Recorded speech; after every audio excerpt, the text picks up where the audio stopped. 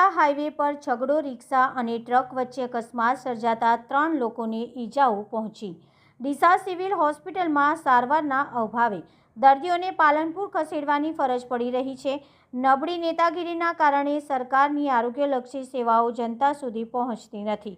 બનાસકાંઠા જિલ્લામાં અકસ્માતોની વણઝાર વરસી રહી છે। સ્થાનિક પોલીસ મોટર વ્હીકલ એક્ટના કાયદાનું પાલન કરાવવામાં નિષ્ફળ સાબિત થતા નિર્દોષ લોકો દિન પ્રતિદિન અકસ્માતનો ભોગ બની રહ્યા છે।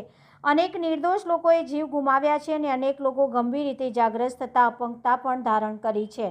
છતાં સ્થાનિક ટ્રાફિક પોલીસ હોય, નગરપાલિકા સહિત નેશનલ હાઈવે ઓથોરિટીના સત્તાધીશો ટ્રાફિક વ્યવસ્થા જાળવવામાં નિષ્ફળ સાબિત થતા હોય તેવા દ્રશ્યો રોજબરોજ જોવા મળી રહ્યા છે।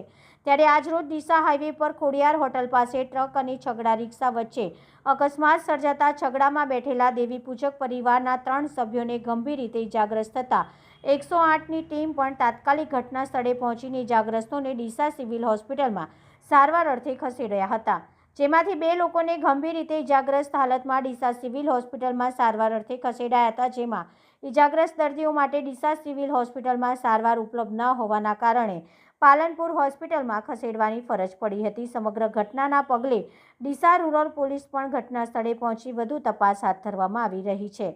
રિપોર્ટર ભરત ઠક્કર, ડીસા, બનાસકાંઠા।